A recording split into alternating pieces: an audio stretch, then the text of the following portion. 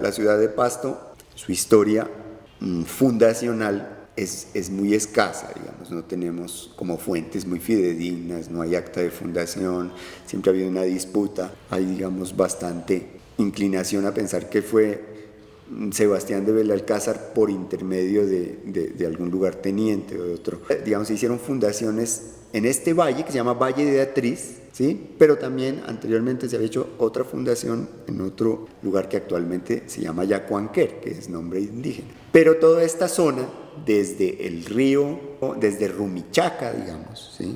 Que es el río Guaitara, inclusive hasta el Cauca, el sur del Cauca, estaban los pastos, las tribus de los pastos. Ese es como el origen indígena, hace referencia a la tribu de los pastos. Y digamos, cuando la princesa Juana le da escudo de armas a la ciudad, ya la nombra villa, entonces ahí es donde se le dedica esta villa a San Juan, por San Juan Bautista, y el nombre es San Juan de los Pastos, en ese entonces, en la cédula real donde se le otorga el escudo, San Juan de los Pastos, y hoy San Juan de Pasto.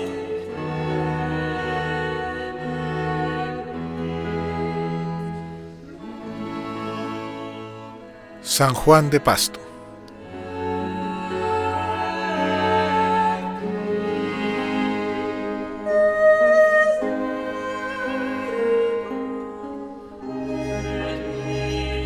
Mi nombre es Mario Lazo. Estamos en el Colegio San Francisco Javier, en la sede Claustro de la ciudad de Pasto, en el departamento de Nariño, ubicado al sur de Colombia. Pasto fue otra de las ciudades elegidas por los jesuitas desde la provincia de Quito. Los jesuitas transitaron por la zona de paso hacia Santa Fe de Bogotá y se quedaron en algunas ocasiones misionando. Primero llegó el padre Juan Camacho en 1641, predicó en la Cuaresma y preparó la fundación de una residencia. Cuando ya dio pasos para establecerse, hubo un alboroto en la ciudad en contra. El alboroto vino de parte de las órdenes religiosas. Los superiores de los conventos de la ciudad se dirigieron al rey, suplicándole que no concediera la licencia a la Compañía de Jesús para establecerse en Pasto. Era muy difícil en ese tiempo, digamos siglo XVII, que una orden nueva pudiera llegar a una misión de evangelización en una ciudad que ya estaba conformada. Era una ciudad muy pobre que no llegaba a 150 vecinos y no había tanto para repartirse. Los jesuitas hicieron muchas aproximaciones por llegar a Pasto, porque Pasto geográficamente estaba ubicada en un sector que les permitía ir a misionar, digamos, al Putumayo, al Casanare, a los llanos, y poder venir como a este clima más benévolo para recuperarse, para recuperar energías. Llegó el año de 1643. Viajaban dos jesuitas de Popayán a Quito, y uno de ellos se enfermó seriamente mientras estaba aquí en Pasto. Uno de ellos, el padre Bartolomé Vázquez Polo, quien llegó a Pasto y se enfermó. A ellos les dio mucho trabajo, pero entonces la leyenda es que con esta geografía volcánica que tenemos y todo esto, comenzó a temblar mucho, entonces un terremoto, y en ese terremoto los jesuitas pues lo que hicieron fue ayudar a la población atemorizada, que no sabía qué pasaba. Y la gente despavorida salió a las calles en plan de pedir confesión para prepararse para la muerte inminente. Hacer procesiones, hacerles pues asistencia espiritual. El padre jesuita muy tranquilo, se fue a la plaza principal y empezó a calmar a la gente, a tranquilizarlos. Al rato se calmó el volcán y entonces naturalmente la gente dijo, milagro, milagro, gracias a los jesuitas, entonces tenemos otra vez calma en la ciudad. Y entonces después de eso los pastusos dijeron, no, nosotros necesitamos que los jesuitas se queden con nosotros.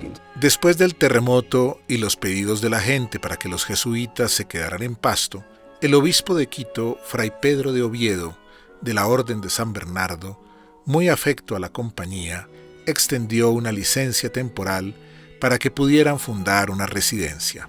Pues parece que esto es la razón por la cual a ellos ya se les permite establecer una residencia. Eso es en 1643. Se estableció una pequeña residencia de paso, que con los años se convirtió después en un colegio.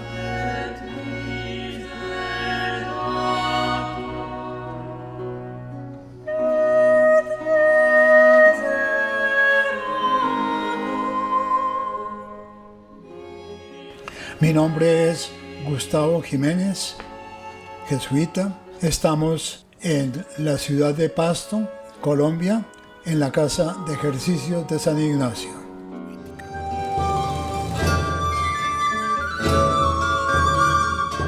En esta serie de documentales vamos a recorrer la obra de la Compañía de Jesús en el Nuevo Reino de Granada a través de su historia y en los siguientes conjuntos jesuíticos: Cartagena de Indias, Santa Fe de Bogotá, la Doctrina de Fontibón, Santiago de Tunja, San Bartolomé de Honda, la Doctrina de Topagá, Santa Cruz de Mompox, Asunción de Popayán, San Juan de Pasto, Santa Fe de Antioquia y Guadalajara de Buga.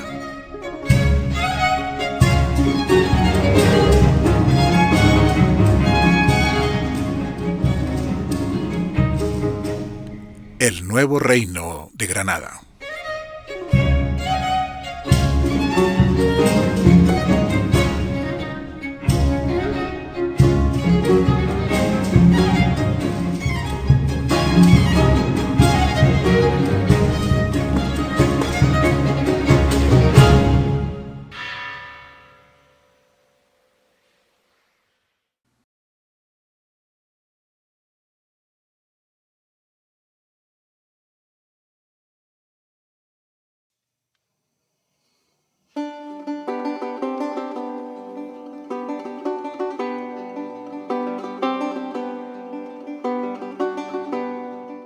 Colegio de los Jesuitas en Pasto. El 1 de noviembre de 1712 se establecieron en Pasto los padres Ormaegui y Monerris. Tomaron posesión de la residencia otorgada, la cual llevó el nombre de Colegio de la Compañía.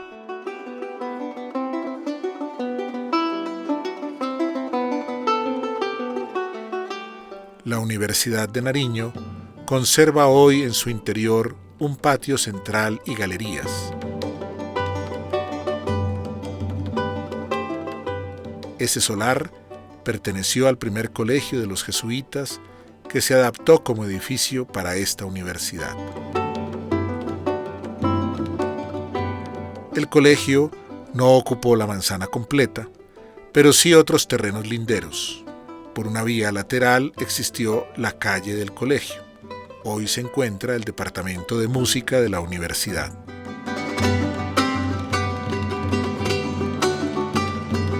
En su interior tuvo pisos y barandas de madera y en su exterior mantuvo molduras y balcones de la época que se encuentran hoy en muy buen estado de conservación.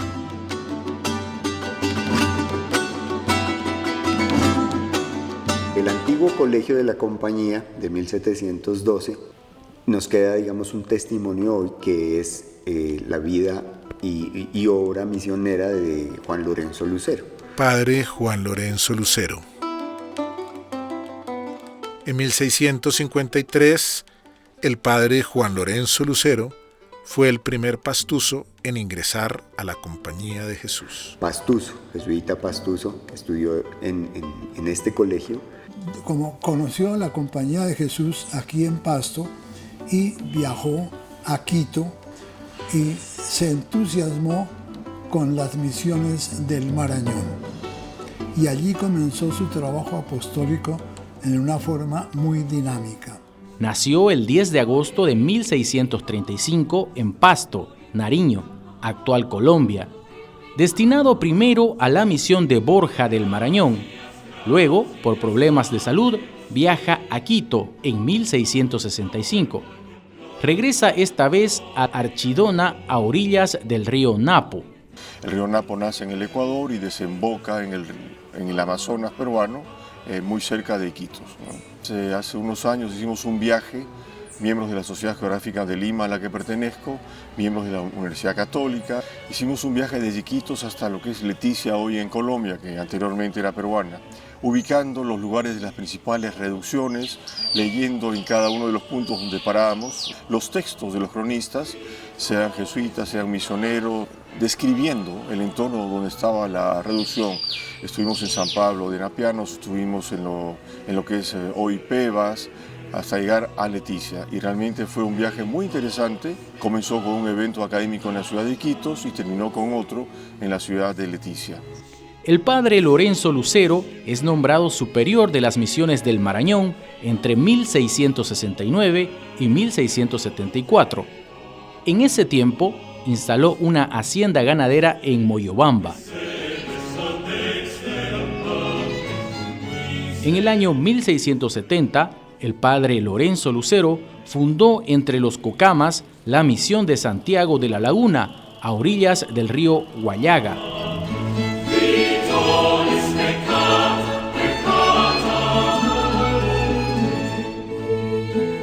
En aquel tiempo se conocía como el pueblo o la reducción Santiago de la Laguna. Fue la capital de las misiones del Alto Amazonas y más tarde allí se trasladó la residencia del superior de las misiones. Su misión fue evangelizar a los indios Cocamas y Cocamilla. Esta reducción fue conocida también en el siglo XVIII con el nombre de Laguna de la Gran Cocama.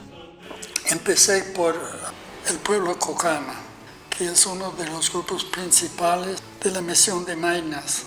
Los Cocamas, y hay un subgrupo que se llama Cocamilla. Y también un grupo que, bueno, quedan pocos ahora, pero Omagua, que era el grupo más grande tal vez. Lo que iba encontrando es que estos pueblos mantenían sus tradiciones antiguas, propias, o sea, autóctonas, pero había una serie de costumbres adquiridas en las misiones de Maynas. El padre Lucero visitó en 1695 por un año todas las reducciones, desde el río Napo al norte hasta la cabecera de los ríos Ucayali y Huallaga al sur.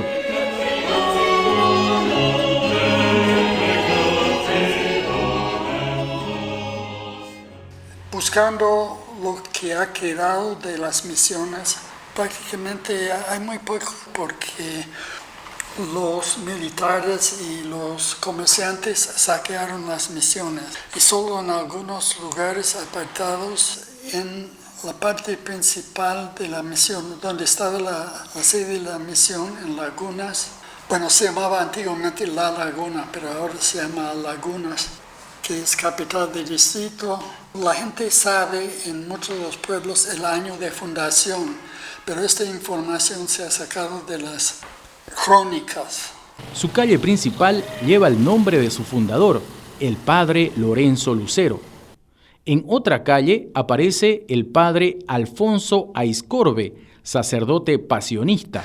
Y luego la zona de Lagunas están ahí los padres pasionistas encargados de la misión.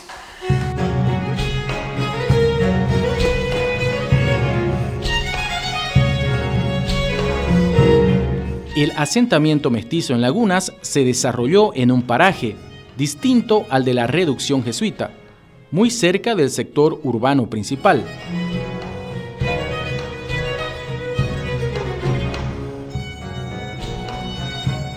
En Lagunas se encuentra una iglesia más reciente, pero con las campanas de las misiones de Maynas.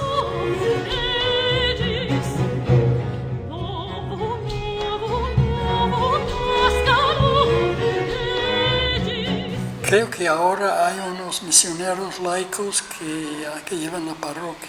Traspasando la iglesia nueva, se encuentra el lugar donde estaba la primera iglesia. La primera iglesia de acá. De adobe también. Pero sí me acuerdo, visto aquí todo el libro, cuando le han botado todo. Pues. Parece restos de tipo arqueológico, que podía ser restos de la misión, pero la gente no se atreve a acercarse mucho a ese lugar. Entonces es un lugar encantado que puede hacerles daño, pero dicen que escuchan las campanas a las 6 de la mañana, a 12 del mediodía y 6 de la tarde, de rezar el ángeles. Suponen que allí quedó sepultada su campana. Campanas sí no he visto. De repente, pues eso sí no sé, eso yo no sé de la campana. Y puede ser que algunas personas pueden hablar, pero son los descendientes de la gente evangelizada por la compañía. Yo me llamo Rosa Yuyarima Huaycama, estamos en el barrio Chichipe. Este es el barrio Chichipe. Este es el barrio Chichipe, de Pastaza. De Pastaza vinieron los chichipes también. Hasta Río Huachaca, hasta ahí para que sale. De aquí pues se fue la iglesia. Pues, entonces. Hubo otra segunda iglesia donde algunos recuerdan los relatos de sus abuelos que evocaban las misas en ese templo. Porque la iglesia puede ser ahí, en ese lugarcito. Era la iglesia, ahí cuando había los temblores, ahí discurrían los nuestros antepasados, pues corrían allí a adorar a Jesús para que no les castiga. Así era en esta iglesia. Y además para todos los santos. El 1 de noviembre es Todos los Santos. Ahí ellos jugaban con los difuntos en esa iglesia de ahí. Así me había contado mi abuelita antes. De aquí nació pues Laguna. De aquí creció. Y por allá más adelante ya se está arreglando ya el pueblo. Como no soy de aquí, neto laguní, no conozco bien tanto. Y yo estoy viviendo 65 años aquí en Lagunas. Católico, pues. Juan Guaymán. Mis abuelos vivían acá con nosotros. Por la muerte nos han dejado ellos también. Ellos hablaban lengua cocama. Cocama hablaban ellos. Mis abuelos también, de parte de mi papá, eran igualitos. De parte de mi mamá, igualito. Cocama hablaba mi abuelita. Ellos sabían bien hablar idioma. Bien, todos, hasta ahorita. Aquí dice, se enterró un sacerdote aquí, en esta iglesia de acá. Así nos han venido a preguntar así. Sí, a mí antes mi abuelita nos ha contado que por allá era por de la iglesia. Ahí era enterrado el sacerdote. Así le vienen a buscar, a veces vienen a buscarle. Pero no se puede encontrar. Ya está profundizado, ya está mía. Una vez que llegué a la iglesia, pues se hace más allí iglesia.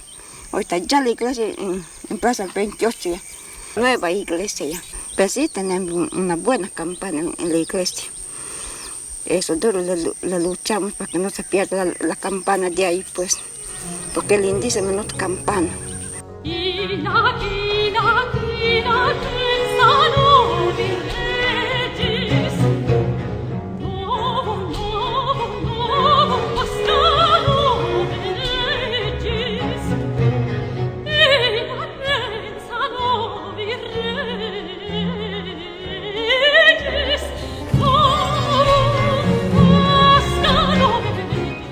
Desafortunadamente, en Pasto, el padre Juan Lorenzo Lucero es una figura muy poco conocida, casi ignorada.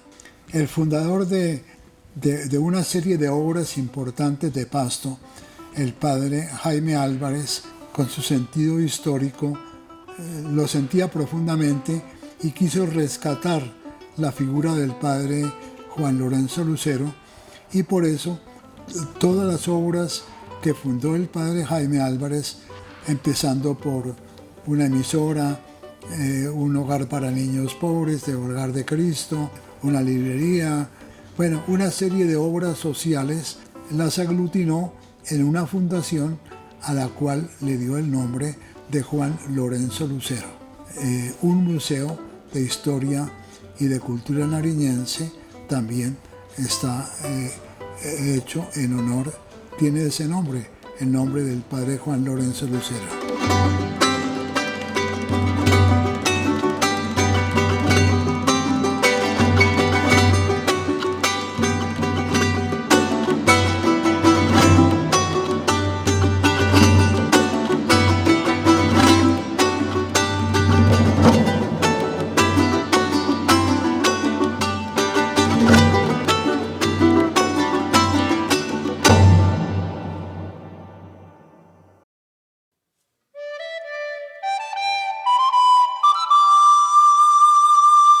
Restauración de la compañía en 1814. En Europa, digamos, la restauración de la orden fue 1814, ¿no? Fue con Napoleón, digamos, ¿sí? Entonces, mire que de 1814 a 1885 tenemos casi 70 años en los que hacían aproximaciones por llegar, pero los diferentes sucesos del tema de las independencias en las colonias hacían que otra vez los jesuitas sean expulsados. En 1846, el padre José II Laínez fue el superior de las misiones en el Caquetá y Putumayo. Aunque por su predicación en Pasto estaba designado como superior de esa residencia, no llegó a ocupar ese cargo y murió en la selva a los 36 años. Los gobiernos liberales lo que hacían era expulsar a los jesuitas. Entonces, los jesuitas fueron expulsados nuevamente por José Hilario López. Otra embestida contra los jesuitas la tuvo el presidente de la República, general José Hilario López, quien el 18 de mayo de 1850 dictó un decreto para que la Compañía de Jesús saliera del territorio de la República. Los jesuitas de Pasto partieron hacia el Ecuador, aunque en 1852 los misioneros también fueron expulsados de dicho país. Finalmente, los nuevos sistemas estatales se veían en el problema de educar a la gente. O sea, el gran problema era, bueno, ¿cómo vamos a hacer para educar a este país? No, pues los que tienen experiencia en educar son las comunidades religiosas. Y de las comunidades religiosas, pues los jesuitas tienen una gran experiencia en educación. Entonces, ahí es cuando Rafael Núñez dice, no, tenemos que traer a los jesuitas otra vez para educar a la gente. Comienzan a venir jesuitas que estaban en América Central, por ejemplo, que estaban en Honduras, que estaban en Guatemala. Uno de los primeros, creo que el primer rector del colegio seminario fue el padre Luis Gamero, y él pues fue el que inició a dirigir el colegio seminario de aquí de Pasto, que fue prácticamente un contrato entre la diócesis y la Compañía de Jesús. Sí, en 1885, en la diócesis de Pasto viene un jesuita, que es Monseñor Velasco, y él es quien hace el contrato con la diócesis de Pasto para que vengan los jesuitas a dirigir el colegio seminario.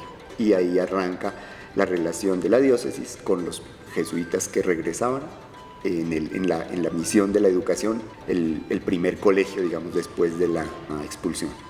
Y actualmente, ahí claro, se hizo una construcción dedicada a esto, que en el año 83 se demolió, y lo que hay ahora es un centro comercial que pues en su momento fue promovido por la diócesis. Sí, ahí en el centro comercial se puede, pues queda como un testigo, como un vestigio de lo que ahí estuvo, un pórtico tallado en piedra, de la piedra volcánica, que es la que nosotros vemos aquí, escasa piedra, digamos, que vemos aquí en construcciones, es la piedra gris de origen volcánico, y es un pórtico tallado en esa piedra.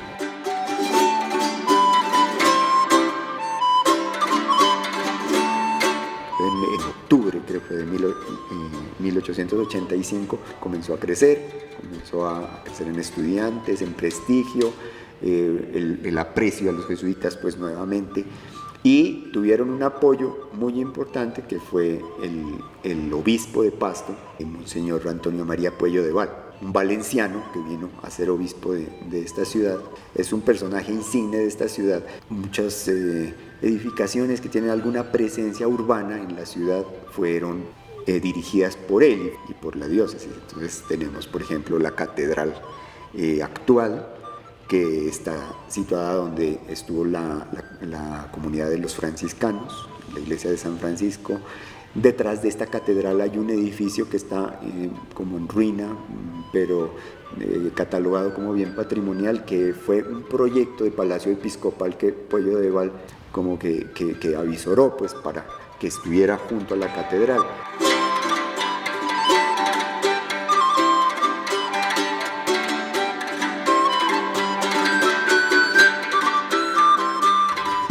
Pues como una de las cosas más significativas, este edificio, este colegio. Fue ahí donde se dieron cuenta, no, los jesuitas ya necesitan un colegio para ellos. Ya. Entonces lo primero que hizo Puello de Val fue decirles, bueno, yo les voy a dar ya una iglesia, un templo para el culto. Y les entregó la iglesia de Santo Domingo, digamos, de los dominicos, que era una iglesia dedicada a Santo Toribio Mogrovejo, arzobispo de Lima. Es la iglesia, digamos, es la ubicación donde está actualmente nuestro templo de Cristo Rey. Ese templo colonial de Santo Domingo pues estaba muy ruinoso, y junto al templo estaba también el convento de los dominicos, pero ese convento ya había sido abandonado.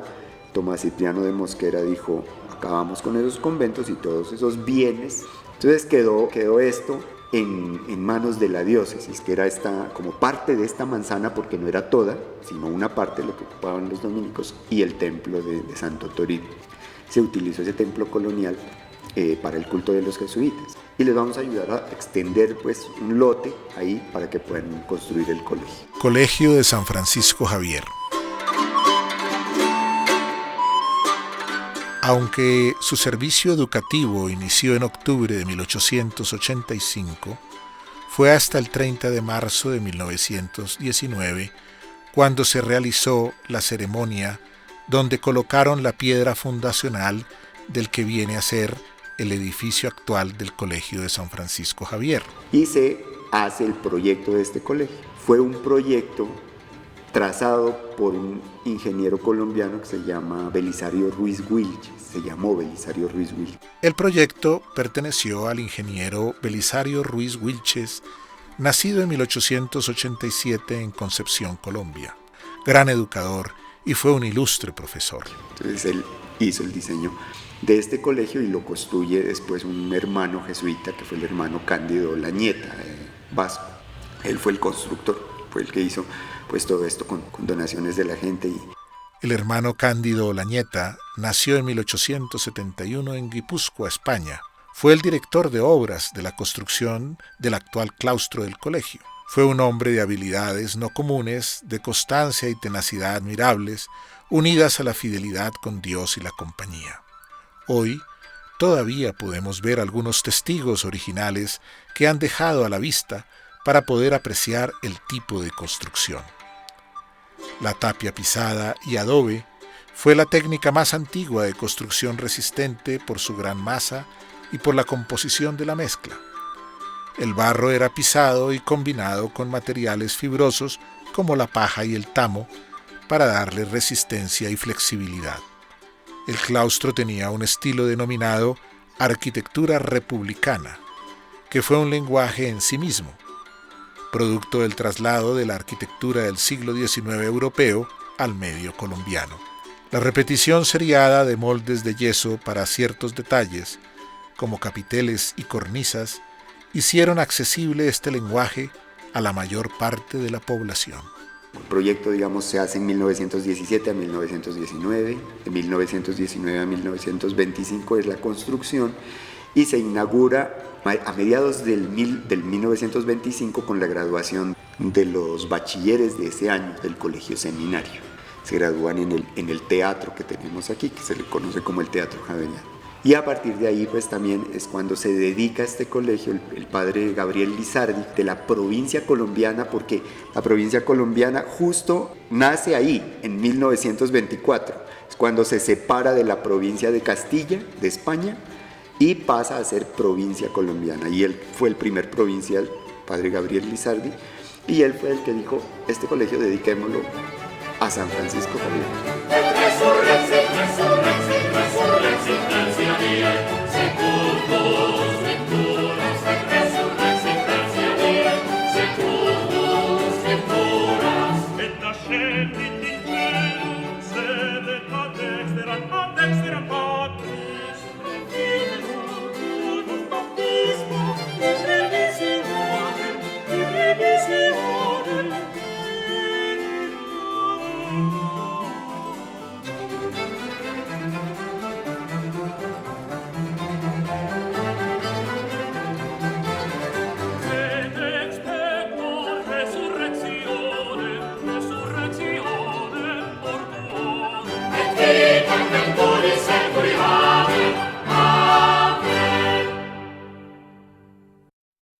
Aquí, por ejemplo, en esta manzana, decimos, bueno, sí, el colegio es un colegio que lo hizo un científico colombiano con un lenguaje neoclásico. ¿Sí? El colegio lo hizo Belisario Ruiz Wilches. Y el templo de Cristo Rey que se hizo después, que se hizo unos años después, se terminó en 1938, 1940 y pico con la decoración. Templo de Cristo Rey en Pasto.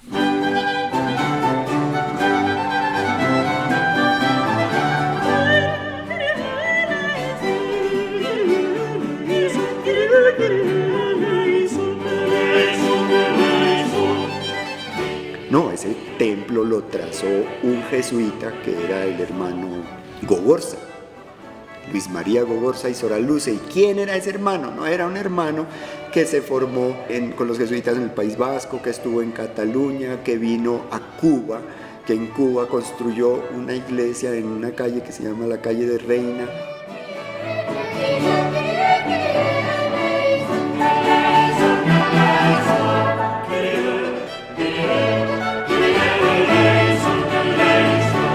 Que trabajó con un arquitecto catalán llamado Eugenio Dedito, y entonces a él le dijeron, haga un diseño de un templo allá en el sur de Colombia, para Pasto.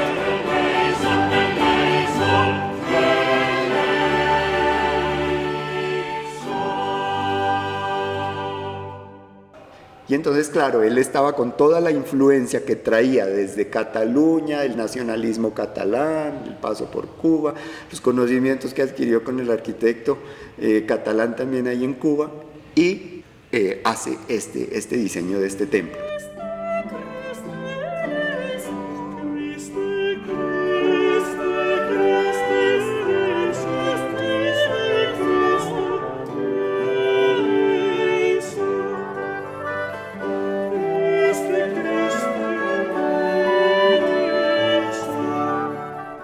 La iniciativa de la obra tuvo varios nombres.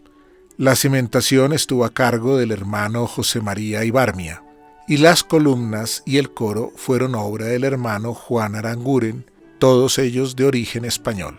Finalizó la totalidad de la construcción el jesuita colombiano hermano Rubén Vega. Los maestros de obra fueron Rafael Rojas, Buenaventura Jojoa, Juan Segovia Ortiz y Antonio Erazo, todos oriundos de Pasto.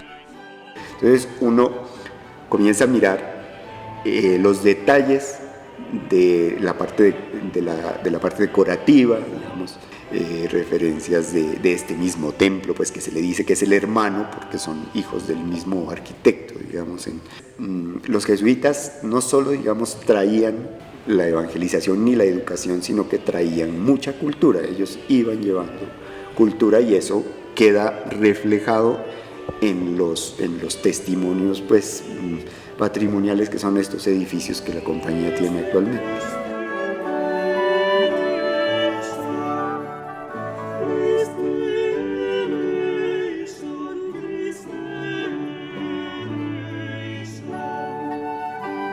Las dimensiones del templo son un largo de 64 metros por 22 metros de ancho, una altura en la nave central de 22 metros y en las naves laterales una luz de 10 metros.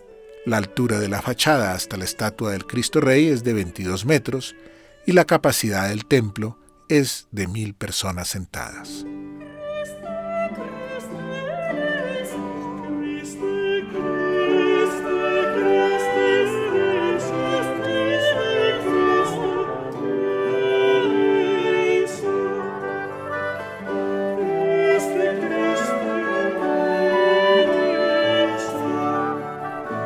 A principios, en 1920-28, que este templo se construía, estaba en auge conmemorar nuestras independencias con templos dedicados al Sagrado Corazón de Jesús, y pues muchos de esos templos fueron hechos con un lenguaje gótico. Entonces acá también, si buscamos en América o en Colombia, encontramos templos de esa época con lenguaje neogótico, y casi siempre dedicados al corazón de Jesús, a Cristo Rey. Ese es como el tema de la parte estilística del templo.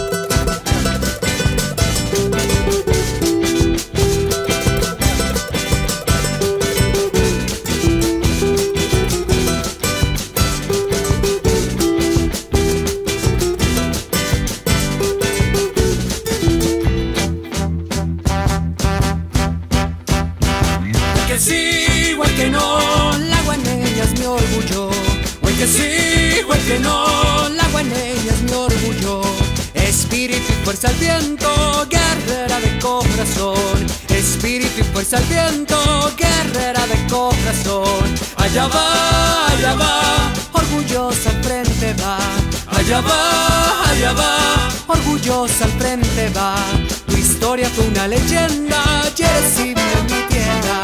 Tu historia fue una leyenda, eres himno en mi tierra. Juanela,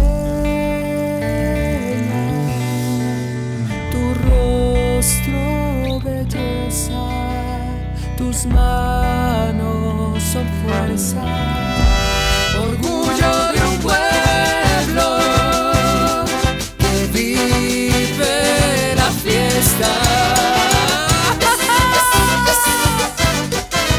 ¡Fuerza, compadre! ¡Sí!